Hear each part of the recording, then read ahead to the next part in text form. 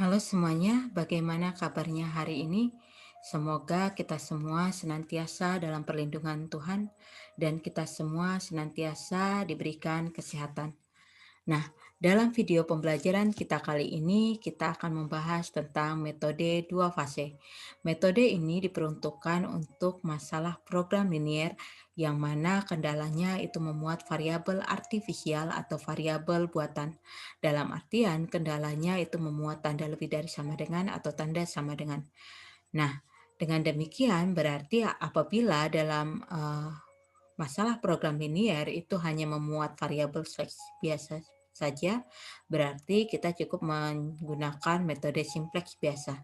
Nah, bagaimana sih metode dua fase dan apa sih perbedaan metode dua fase dengan metode Big M?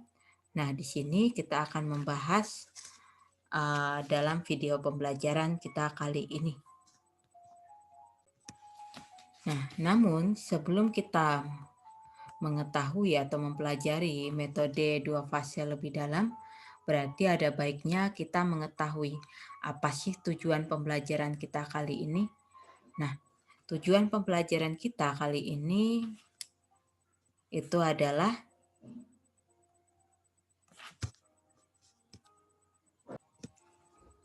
mahasiswa mampu menyelesaikan masalah program linier dengan menggunakan metode simplex. Dalam hal ini berarti menggunakan metode dua fase. Nah, metode dua fase itu membatasi penggunaan konstanta Big M. Hal ini karena penggunaan konstanta Big M itu memungkinkan terjadinya kesalahan perhitungan yang dihasilkan karena pemberian nilai Big M atau yang terlalu besar. Oleh karena itu, dirancanglah metode dua fase untuk mengatasi kesulitan ini. Nah, walaupun variabel artifisial atau variabel buatannya itu ditambahkan dengan cara yang sama pada saat kita menambahkan metode Big M. Nah, metode ini menyelesaikan masalah program linier dalam dua tahapan, di mana fase atau tahapan yang pertama itu berupaya untuk menentukan penyelesaian layak basis. Hal ini dilakukan dengan cara pengoptimalan variabel artifisialnya atau variabel buatannya. Dalam artian berarti variabel artifisial atau variabel buatannya nanti akan kita hilangkan. Nah, di fase yang kedua kita gunakan untuk menghasilkan penyelesaian optimal dari fungsi tujuan aslinya terhadap variabel keputusannya. Nah, bagaimana sih langkah-langkah dalam menyelesaikan metode dua fase? Berikut ini dijelaskan langkah-langkah dalam menyelesaikan metode dua fase. Setelah kita menerjemahkan persoalan masalah program linier dalam bentuk matematis, maka langkah pertama yang kita lakukan adalah memodifikasi kendala, sehingga ruas kanan kendalanya itu menjadi positif. Nah, apabila ruas kanan dari kendala itu sudah positif, maka kita identifikasi kendala mana yang akan kita berikan variabel slack dan kendala mana yang akan kita kurangkan variabel surplus.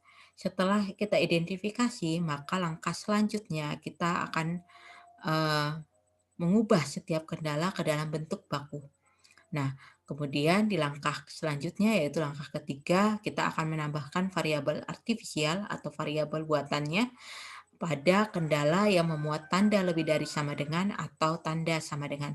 Nah, kita perhatikan di sini langkah pertama hingga langkah ketiga itu merupakan langkah-langkah sama dengan metode Big M. Nah, yang membedakan dengan metode Big M yaitu pada langkah selanjutnya, yaitu pada langkah keempat. Nah, langkah keempat inilah yang kita namakan dengan fase yang pertama. Nah, di langkah keempat ini, sebentar. Di langkah keempat ini, kita akan mengabaikan fungsi tujuan yang asli. Nah, kita akan menggunakan fungsi tujuan baru.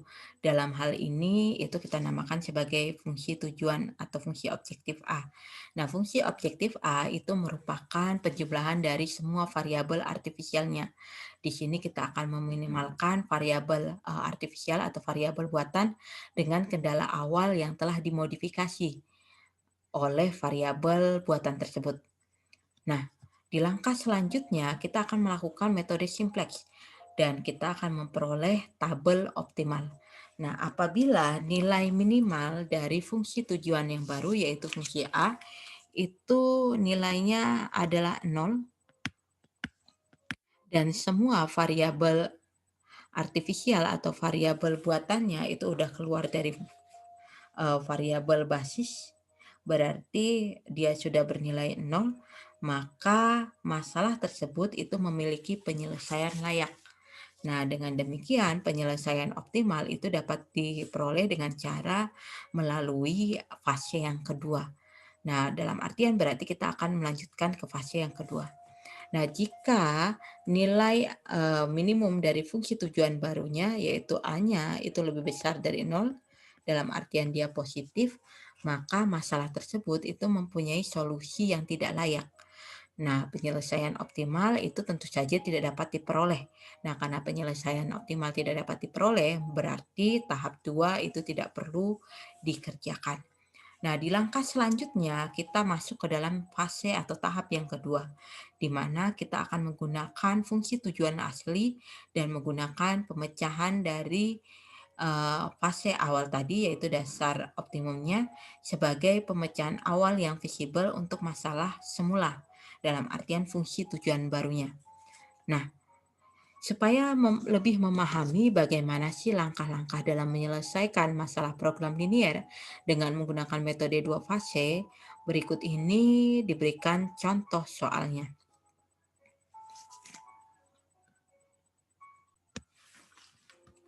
Diberikan fungsi tujuan barunya di sini. Minimumkan Z sama dengan negatif 3x1 ditambah x2 ditambah x3 dengan kendala x1 min 2 x2 ditambah x3 kurang dari sama dengan 11. Baru kendala yang kedua min 4 x1 ditambah x2 ditambah 2 x3 lebih besar sama dengan 3. Baru 2 x1 dikurang x3 sama dengan min 1, di mana x1, x2, x3-nya itu lebih besar dari 0. Nah, di langkah pertama di sini kita akan menentukan penyelesaian optimalnya dengan menggunakan metode dua fase. Oleh karena itu, kita lalui langkah-langkahnya. Yang pertama, langkahnya itu adalah memodifikasi kendala, sehingga ruas kanan kendala itu menjadi positif. Nah, kita perhatikan di kendala yang ketiga itu ruas kanannya itu masih negatif. Oleh karena itu, ruas kanannya masing-masing ruas kita kalikan dengan negatif 1 pada kendala yang ketiga. Berarti dia menjadi negatif 2x1 ditambah x3 sama dengan 1. Nah, setelah kita modifikasi, kita lihat atau kita identifikasi kendala mana yang kira-kira kita perlukan untuk ditambahkan variabel slack dan kendala mana yang kita kurangkan dengan variabel surplus. Nah, kita perhatikan pada kendala yang pertama itu x1 dikurang 2x2 ditambah x3 itu kurang dari sama dengan 11. Artinya ruas kirinya itu nilainya lebih kecil daripada di ruas kanannya. Jadi supaya nilainya sama, berarti ruas kirinya itu harus kita tambahkan sesuatu yang kita namakan dengan variabel slack. Berarti di sini kita tambahkan variabel slack-nya itu adalah x4. Nah, boleh kita tambahkan misalnya kalau kalian lebih memahami pakai S1, boleh pakai S1. Nah, di sini Ibu menggunakan variabel selanjutnya dari variabel X1, X2, X3, berarti Ibu ambil X4. Nah, selanjutnya di kendala yang kedua, ruas kirinya min 4x1 ditambah x2 ditambah 2x3 itu nilainya lebih besar dari sama dengan 3. Oh, berarti ruas kirinya nilainya lebih besar daripada ruas kanannya. Oleh karena itu, supaya nilainya sama, berarti ruas kirinya harus kita kurangkan sesuatu yang kita sebut dengan variabel surplus. Nah, kita kurangkan dengan x5. Nah, di sini sama, kalau kalian lebih nyaman menggunakan S, misalnya S2 berarti silakan. Di sini Ibu menggunakan X5. Nah, dengan demikian berarti bentuk bakunya itu menjadi seperti ini. Jadi di sini X4-nya variabel slack. Kemudian X5-nya itu adalah variabel surplus. Nah, selanjutnya di sini kita perhatikan di langkah selanjutnya. Kita perhatikan bahwa kendala yang kedua dan kendala yang ketiga itu tidak mempunyai variabel slack, sehingga dia tidak mempunyai variabel basis awal. Nah, untuk berfungsi sebagai variabel basis awal, kita tambahkanlah pada kendala kedua, dan kendala yang ketiga itu variabel buatan atau variabel artifisial. Nah, dengan demikian berarti bentuk bakunya itu menjadi seperti ini.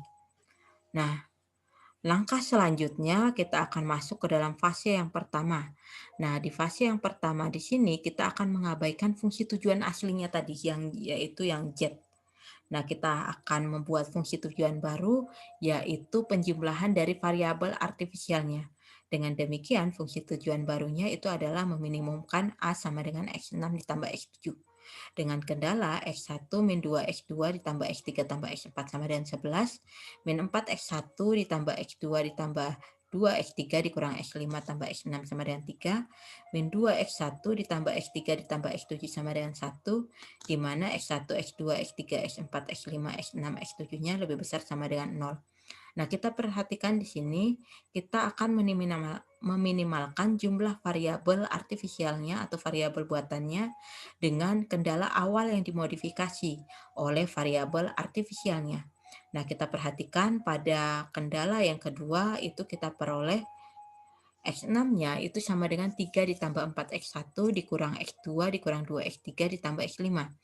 Dari fungsi kendala yang ketiga diperoleh X7-nya itu sama dengan 1 ditambah 2 X1 dikurang X3. Nah, dari persamaan 1 dan 2 itu disubstitusi ke A sehingga diperoleh A sama dengan 3 ditambah 4 X1 dikurang X2 dikurang 2 X3 ditambah X5 ditambah 1 ditambah 2 X1 dikurangi X3. Nah, bentuk ini kita ubah menjadi bentuk implisit, berarti menjadi A dikurang 6 X1 ditambah X2 ditambah 3 X3 dikurang X5 sama dengan 4. Nah, selanjutnya nilai A ini dengan fungsi kendala ini kita masukkan ke dalam tabel atau tabel simplex ya. Nah, kita perhatikan di sini variabel-variabelnya itu adalah X1, X2, X3, X4, X5, X6, X7. Dengan demikian tablonya seperti ini. Nah, kita perhatikan di sini karena koefisien A-nya itu adalah 1, maka pada baris pertama fungsi tujuan itu A-nya 1. Koefisien X1-nya min 6, koefisien X2-nya 1, X3-nya 3, X4-nya 0 karena tidak ada, X5-nya min 1, X6, X7-nya 0.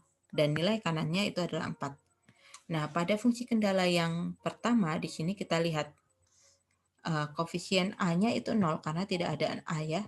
Kemudian koefisien X1-nya itu adalah 1. Koefisien X2-nya adalah min 2.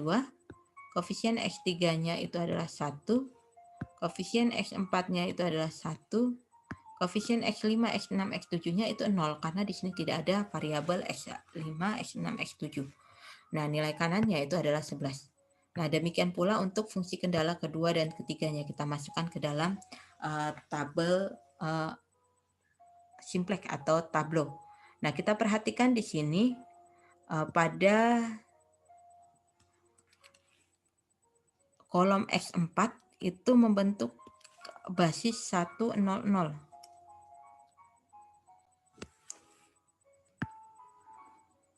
Nah, kemudian pada kolom X6 juga dia membentuk basis 010. X7 juga dia membentuk 001. Nah, dengan demikian berarti basisnya itu adalah X4, X6, X7. Nah, sampai sini dengan demikian berarti tablonya itu tadi kan kita sudah peroleh seperti ini. Nah, kita perhatikan di sini tablo satunya itu belum optimal. Kenapa belum optimal? Karena nilai kanannya itu masih 4, tidak sama dengan 0.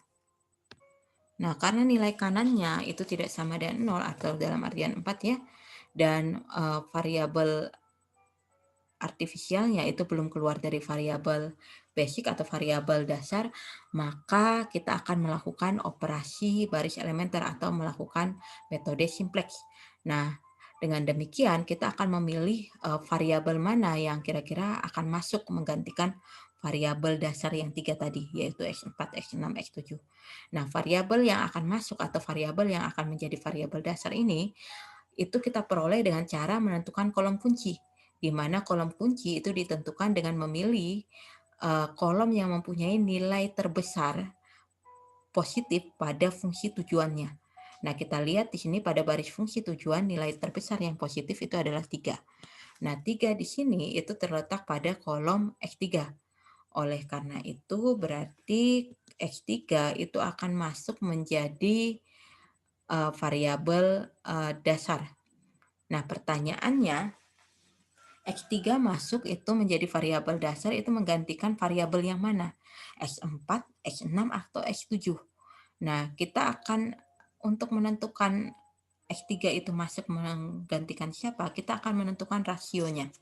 Nah, rasionya ini diperoleh dengan cara membagikan nilai kanan dengan kolom kunci. Nah, kolom kunci itu kolom yang di bawah X3 tadi ya. Nah, berarti 11 kita bagi dengan 1 itu adalah 11 rasionya. 3 dibagi 2, 3/2. 1 dibagi 1 itu 1. Nah, untuk baris kunci atau variabel yang keluar itu dipilih dari nilai rasio terkecil. Nah, kita lihat di sini nilai rasio terkecilnya itu adalah 1. Dengan demikian berarti baris kuncinya atau variabel yang keluar itu adalah X7. Nah, berarti variabel X3 itu masuk menggantikan variabel X7. Nah, kita perhatikan di sini karena variabel X3 itu masuk menggantikan variabel X7, berarti koefisien pada fungsi tujuannya itu harus 0. Dan elemen-elemen pada kolom kuncinya itu harus 1, 0, 0. Nah, sebelum kita lakukan operasi baris elementer, kita namakan dulu untuk tabel awal itu baris pertamanya B0, baris keduanya itu B1, baris ketiganya B2, baris ketiganya itu B3.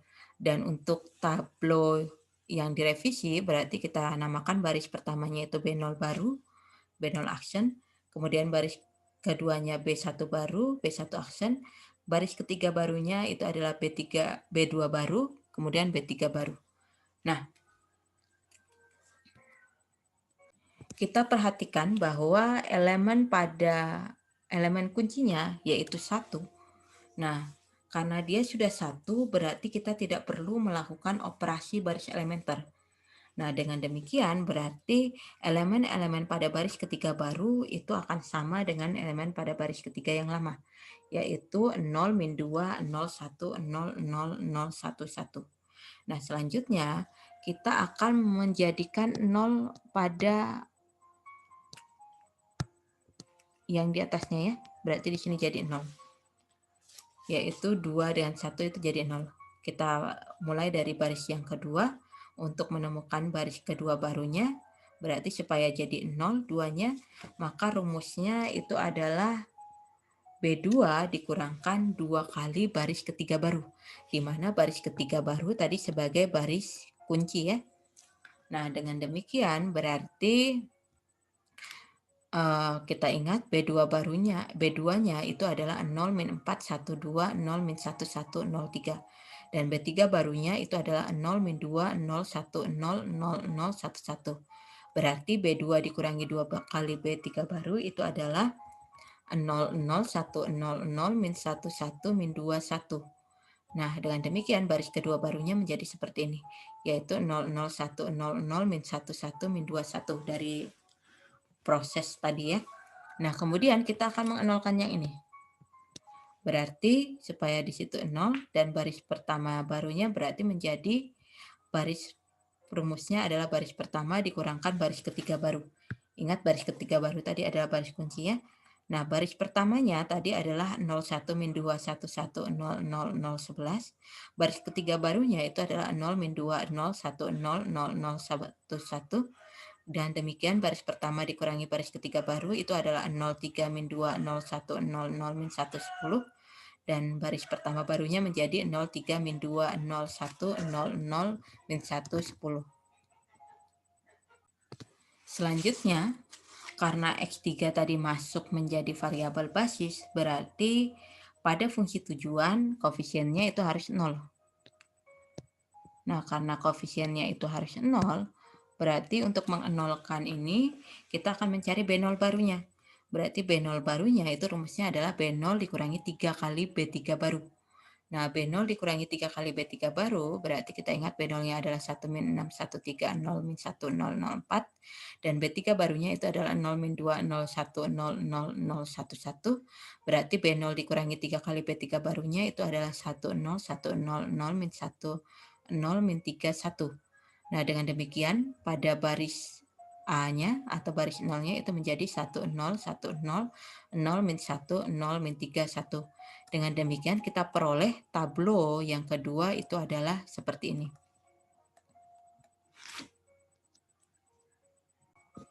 Nah, di sini kita perhatikan tabel ini itu belum optimal. Nah, kenapa belum optimal? Karena nilai kanannya itu masih ada 1.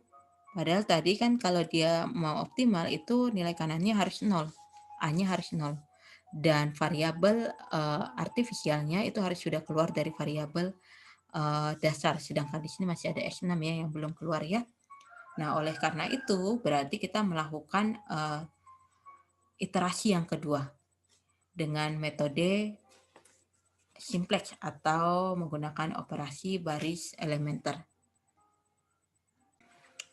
Nah, sama seperti tadi, kita akan memilih variabel mana yang kira-kira masuk menjadi variabel dasar. Nah, variabel yang akan masuk menjadi variabel dasar berarti kita pilih dari nilai fungsi tujuan yang terbesarnya, positif. Nah, kita lihat di sini yang nilai terbesarnya itu adalah 1. Nah, berarti 1 ini terletak pada kolom X2. Dengan demikian X2 itu akan masuk menjadi variabel dasar. Dan kolom di bawahnya itu kita namakan sebagai kolom kunci. Nah, sama seperti tadi pertanyaannya variabel X2 itu masuk menggantikan siapa? Nah, berarti kita cari rasionya lagi. 10 bagi negatif 2 itu negatif 5, karena negatif tidak perlu kita tulis. 1 dibagi 1 itu 1. 1 dibagi 0 itu tak terhingga atau tak terdefinisi ya, berarti kita tidak perlu menulis. Nah, dengan demikian berarti nilai terkecil yang positif pada rasio itu adalah X6, pada X6, baris X6. Dengan demikian X2 itu akan masuk menggantikan X6 dan X6 akan keluar dari basis. Nah, oke, X2 akan masuk menjadi basis dan X6 akan keluar dari basis. Nah, karena X2 itu akan masuk menjadi basis, berarti koefisien pada fungsi tujuannya di sini harus 0. Dan elemen-elemen pada kolom kuncinya di sini harus membentuk basis ya, berarti 1 di sini 0, 1, 0. Nah, sama seperti tadi kita perhatikan di sini pada elemen kuncinya itu sudah 1. Nah, dengan demikian berarti baris kedua barunya itu tidak perlu kita lakukan operasi. Dalam artian berarti baris kedua barunya itu akan sama dengan baris kedua yang lama. Dengan demikian berarti elemen-elemennya adalah 0, 0, 1, 0, 0, min 1, 1, min 2, 1. Nah, selanjutnya kita perhatikan bahwa pada baris ketiga, yaitu elemen pada kolom kuncinya, itu sudah 0. Nah, karena sudah 0, karena kita tadi mau membentuk basis ya, berarti di situ tidak perlu kita lakukan operasi lagi. Dalam artian berarti elemen pada baris ketiga yang baru itu akan sama dengan elemen pada baris ketiga yang lama. Nah, dengan demikian berarti elemen-elemen pada baris ketiga yang baru itu menjadi 0, min 2, 0, 1, 0, 0, 0, 1, 1. Nah, selanjutnya kita akan mengenolkannya ini. Nah, karena kita akan mengenolkan yang ini, berarti untuk baris, dalam artian kita mencari elemen-elemen pada baris pertama yang baru, berarti rumusnya itu adalah baris pertama ditambah 2 kali baris kedua baru. Kenapa menggunakan baris kedua yang baru? Karena baris kedua tadi sebagai baris kunci ya. Nah, oleh karena itu, baris pertamanya kan tadi kita ingat itu adalah elemennya 03, min 2, 01, 00, min 1, 10. Dan elemen pada baris kedua yang baru itu adalah 00, 100, min 11, min 21. Nah, dengan demikian B1 ditambah 2 kali baris kedua baru itu adalah 03, 00, 1, min 2, 2, min 5, 12. Nah, dengan demikian baris pertama barunya menjadi seperti ini.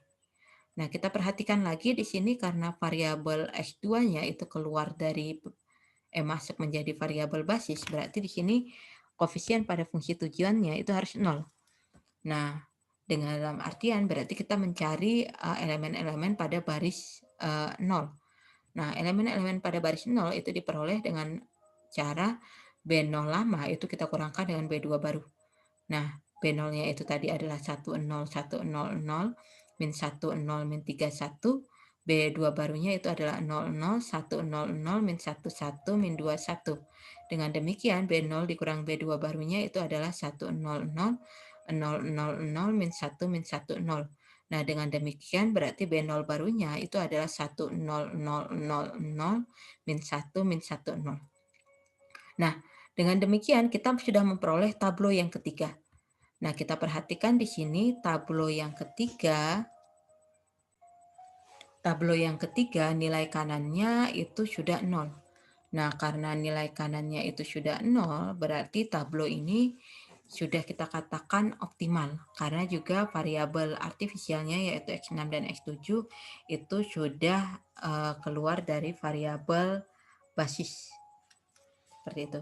Nah, karena dia sudah optimal, berarti kita memiliki penyelesaian layak dan berlanjut ke fase yang kedua. Nah, yang perlu dicatat di sini variabel artifisialnya sudah bernilai 0 ya, karena dia sudah optimal. Nah, oleh karena itu pada fase yang kedua, tabel atau tablonya itu menjadi seperti ini. Nah, X6 dan X7-nya itu akan kita hilangkan karena tadi kita sudah menemukan tabel bahwa A-nya itu adalah maksimum optimal ya, A-nya sudah hilang. Nah, oleh karena itu di sini kita akan menggunakan solusi dasar optimal pada fase 1 sebagai penyelesaian atau solusi awal yang visible untuk masalah semula dalam artian fungsi tujuan aslinya. Nah, dari berdasarkan tablo yang tadi berarti dari tabel fase pertama kita peroleh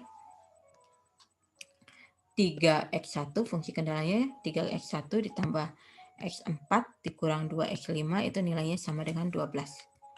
Nah, kemudian untuk fungsi kendala yang kedua di sini kita peroleh 1x2 dikurang 1x5 nilainya sama dengan 1. Dan untuk fungsi kendala yang ketiga, min 2x1 ditambah x3 nilainya sama dengan 1.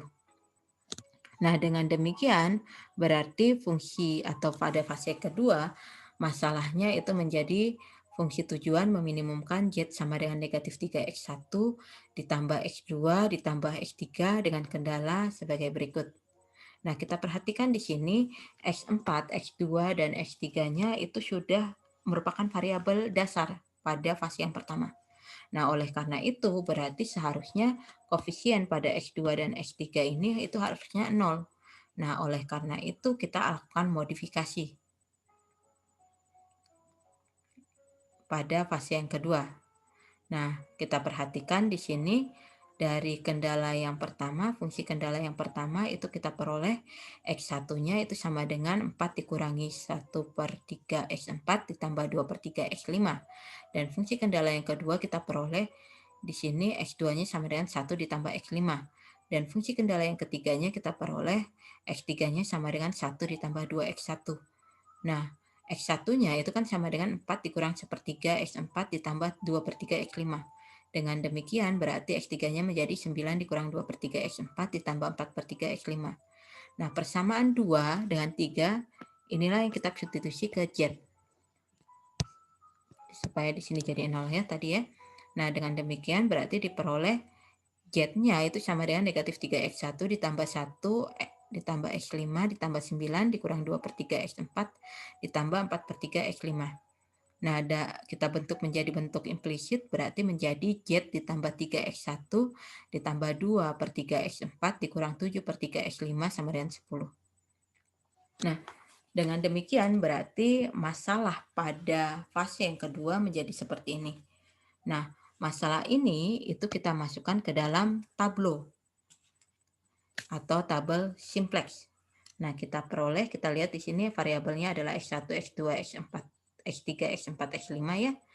Nah, berarti karena pada fungsi tujuannya Z-nya koefisiennya 1, berarti 1, X1-nya 3, X2-nya dan X3-nya 0, X4-nya 2/3, X5-nya min 7/3, dan nilai kanannya 10.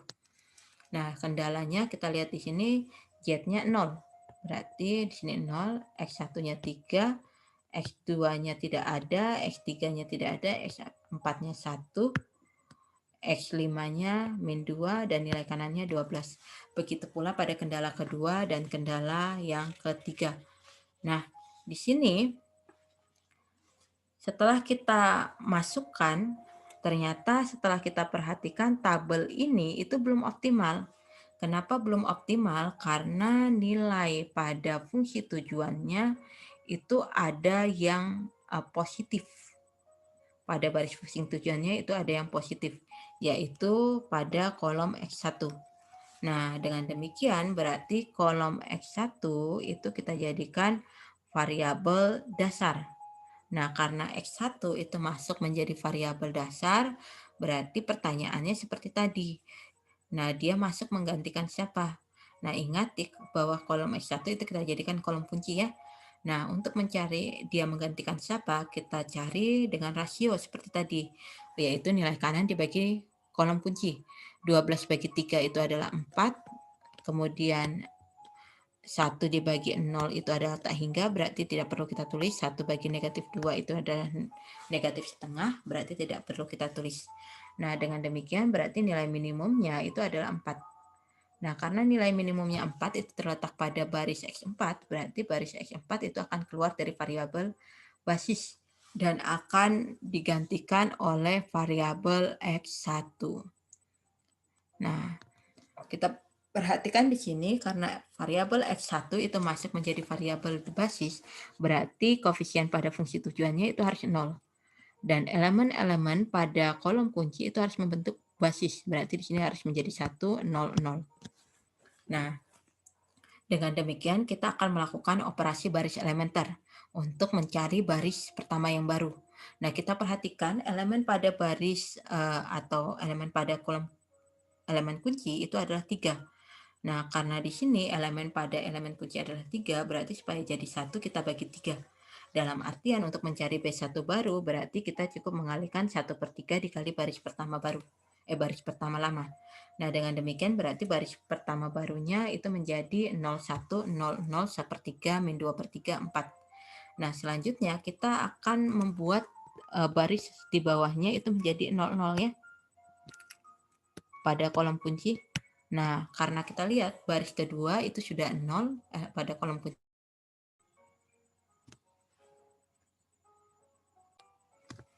Dengan demikian berarti elemen-elemen pada baris kedua baru itu akan sama dengan elemen-elemen pada baris kedua lama.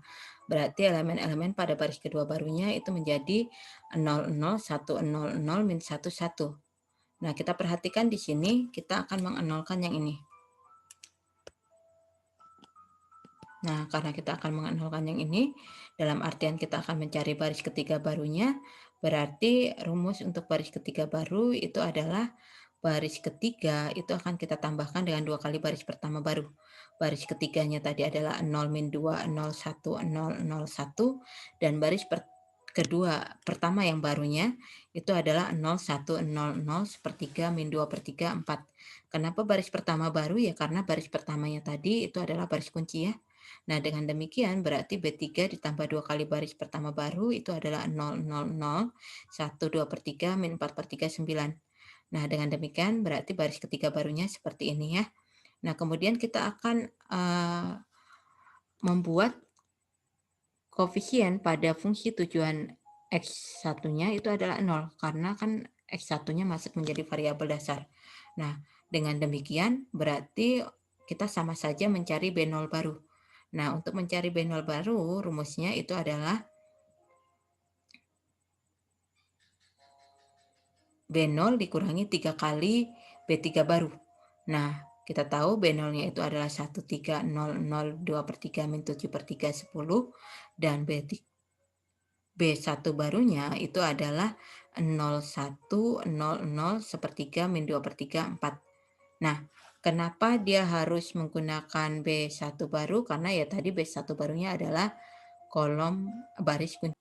Nah, dengan demikian berarti B0 dikurangi 3 kali baris pertama baru itu adalah 0,001 min 1/3 min 1/3 min 2.